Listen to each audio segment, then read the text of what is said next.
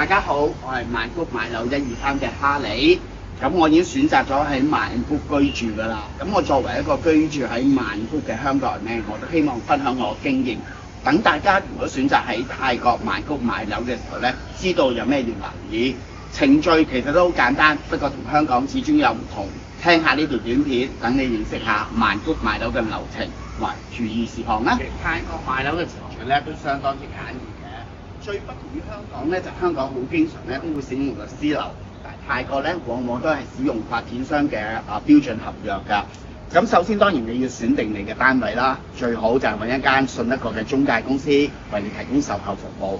嗱，選定咗單位之後咧，當然就要所謂 lock 單位啦。咁一般嚟講咧，我哋會俾一個叫 booking fee， 唔同嘅發展商都有唔同嘅碼嘅。一般嚟講係10萬或者20萬泰銖呢個範圍啦。咁如果你選擇嘅項目係樓花嘅話咧，咁喺呢個時候咧，我哋就會安排咧出一個買賣合約。咁喺買賣合約嘅過程期間咧，你就需要繳付咧一個首期。一般嚟講咧係2成到3成呢個範圍以內嘅。咁如果你選擇嘅咧係現樓咧，咁你就要大約喺3個月之內咧就要完成俾尾款嘅程序，咁你就完成咗一個標準嘅買賣流程啦。咁尾款嘅時候，當然就係進入收樓程序啦。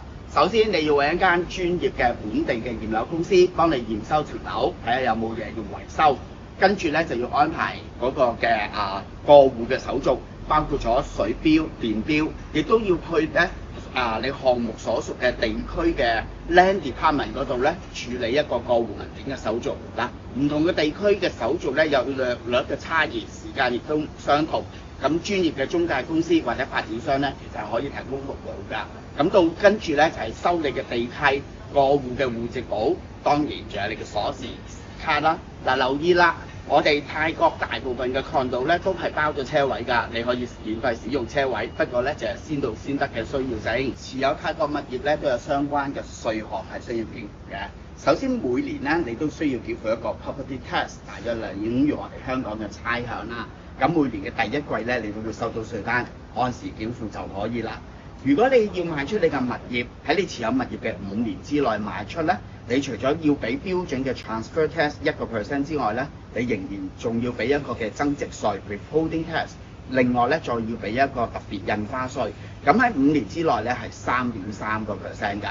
咁但係如果你係5年之後先賣出咧，你俾嘅除咗 transfer tax、withholding tax 之外咧，你嘅特別印花稅咧就唔需要再俾啦。但係你就一個基本嘅嘅稅項，嗰個稅項咧只係需要0.5%，差異都相當大㗎。不過咧買賣二手樓嘅程序咧，其實真係唔係3言2語可以同大家解釋得到㗎。我有另外一條短片喺稅局拍㗎，不如大家睇嗰條短片，你就會了解更多嘅程序細節啦。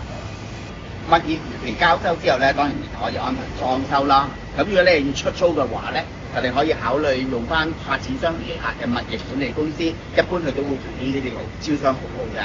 咁如果我哋一般嘅招租嘅本金咧，就係租金嘅1個月啦，呢個係以1合約計算嘅。咁其後如果你需要再揾人去打理你嘅單位，譬如一啲基本嘅清潔啊、收信件啊等等嘅嘅服務咧，我哋一般嚟講，我哋叫 property care service 啦，你就要另外俾費用。不過喺泰國咧，呢啲嘅物業管理成本咧係相當之低嘅。記得泰國買物業當然要清楚我哋自己嘅業權 ownership 啦。如果你係選擇多層式公寓 condominium 嚟講咧，你擁有嘅咧一般都會係 freehold 永久地。但係咧，泰國嘅法例100個單位入邊咧，外國人最多只可以買49個，即係話一支大廈入邊咧，只有49% 嘅單位咧係可以出售俾外國人。如果你係選擇 townhouse 或者獨立屋嘅話咧，你就需要泰國人合組公司先可以買到呢一個永久地 freehold 㗎。個別嘅 house 嘅項目咧可以提供 leasehold， 咁你就要同發展商商量，可唔可以以呢個選項去買入你嘅物業啦。有一個特別嘅提醒，泰國係有外匯限制嘅，所以如果我哋要買 condo 永久地權嘅物業咧，就必須以外幣付款，大家一定要留意呢。擁有咗物業咧，其實我哋亦都需要一個泰國嘅銀行戶口，幫我哋處理好多日常事務，包括你收租啦、交水電費同埋你日常生活嘅需要。咁外國人喺泰國開戶口咧，有特定嘅程序嘅。咁你首先最基本咧，你要提供居住證明啦，甚至你要提供你嘅物業擁有權，包括咗地契或者係你嘅買賣合約。咁你去有相關嘅服務嘅銀行咧，佢都有配套㗎啦。咁開個戶口咧，亦都唔係真係咁複雜嘅。咁如果你諗住幫你嘅物業做按揭，做一啲槓桿嘅效果咧，你亦都可以選擇有幾間嘅泰國人咧，佢有提供服務。不過咧，留意我哋外國人喺泰國做物業按揭咧，其實成本就唔算低㗎。第一，按揭成數唔算高啦；第二咧，息口亦都比較高，所以成本效益唔係咁明顯。咁但係你仍然有需要做按揭嘅話咧，你可以同相關銀行去查詢呢啲按揭嘅細節嘅。心動就不如行動。你既然有興趣買泰國嘅物業，你就應該身體力行過去曼谷睇樓啦。我哋曼谷嘅團隊咧係可以支援你去睇你適合嘅項目㗎。當然啦，你要提早預約我哋。我相信我哋專業嘅經驗咧，可以幫你揾到物色嘅項目，亦都提供到非常之充裕同埋理想嘅售後服務。另外咧，我哋為大家預備咗一個旅居曼谷生活錦囊，入邊有好多 tips 需要用嘅生活知識。咁歡迎你哋咧按內文嘅連結免費索取。當然咧，希望可以同大家討論更多曼谷置業嘅資料。